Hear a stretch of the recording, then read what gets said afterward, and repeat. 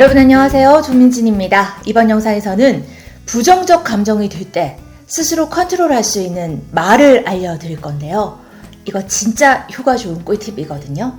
아마 이 영상에서 전해드리는 단어를 사용해서 여러분은 일상에서 예상 밖 변수나 실수, 갈등으로 감정이 요동칠 때 수월하게 평정심을 되찾으실 수 있을 겁니다. 정말 말의 힘을 체감하실 수 있을 거예요. 먼저 질문 드립니다.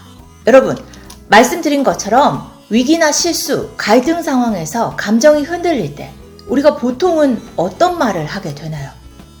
큰일 났다, 망했다, 열받네, 짜증난다, 최악이다, 뭐 이런 말이 튀어나오죠.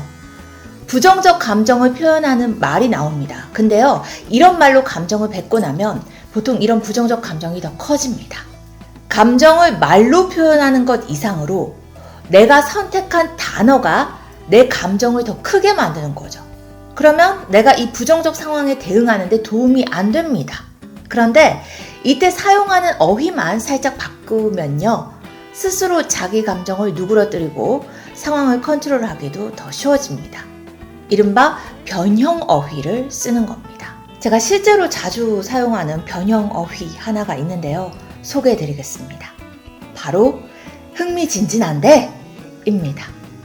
위기, 실수, 갈등, 실패, 좌절 등등 거의 대부분의 부정적 상황에서 느끼는 나의 감정, 그러니까 걱정, 불안, 분노, 짜증 등등을 이 흥미진진으로 대체해서 표현하면요, 정말 신기하게도 나는 상황에 덜 흔들리는 보다 단단한 사람으로 변모합니다. 큰일 났다는 생각이 들 때, 망했다는 생각이 들 때, 열받을 때, 짜증날 때, 최악의 경우를 직면하면요, 여러분 이제부터 다른 말 말고 스스로에게 흥미진진한데? 라고 말해줘 보세요. 짜증나고 열받는 최악의 상황이 정말 갑자기 흥미진진하게 여겨질 겁니다. 자, 그럼 흥미진진한데? 라는 변형 어휘가 유용한 이유를 3가지 설명드릴게요. 첫째, 흥미진진한 데는 감정을 부정하는 말이라기보다 다르게 해석하는 말입니다. 얼핏 오해할 수 있어요. 걱정되고 불안하고 화나고 짜증나는 상황에서 흥미진진한데? 라고 말하는 거는 억지로 긍정적으로 생각하라는 거 아닐까? 아닙니다.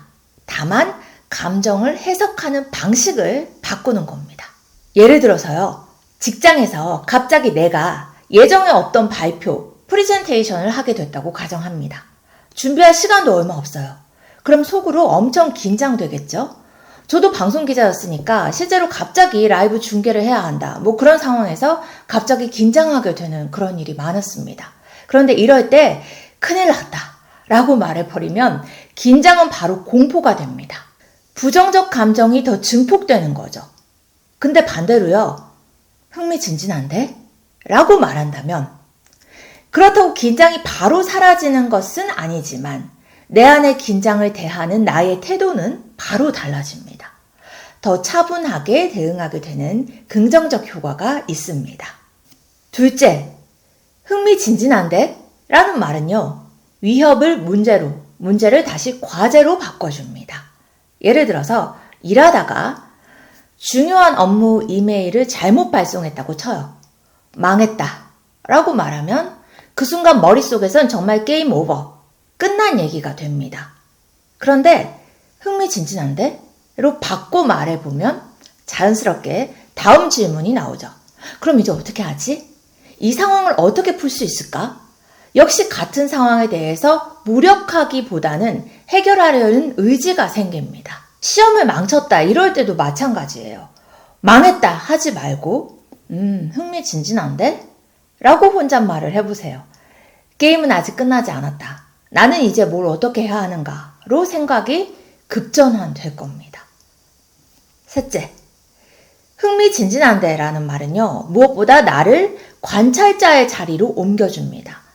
감정에 빠져서 허우적대기보다는 객관적인 시각을 갖게 해준다는 거죠. 상대가 무례한 말을 해서 화가 나는 상황입니다. 이때 보통 우리는 와, 열받네 라고 말하죠. 아시겠지만 이렇게 말하는 순간 더 열받아요. 화가 치밀어 오릅니다. 그런데 흥미진진한데? 로 바꿔 말해봅니다. 그렇게 혼잣말을 하는 순간 우리는 이미 제3자의 관점으로 이동합니다. 조금 떨어져서 상황을 보게 된다는 거죠. 왜 저 사람은 저렇게 말했을까? 나는 어떻게 대응하는 게 좋을까? 기억하면 좋은 거는요. 감정에 빠져 있으면 우리는 반응하게 된다는 겁니다. 그런데 내 감정을 관찰할 수 있으면요. 우리는 대응할 수 있습니다. 특히 부정적인 상황에서 반응과 대응의 차이는 굉장히 크죠. 보통은 생각 없이 나오는 반응보다 의식적으로 선택하는 대응이 나의 품위를 지켜줍니다. 여기까지가 부정적 감정이 요동칠 때 힘을 발휘하는 변형 어휘, 흥미진진한데? 에 관한 얘기였습니다.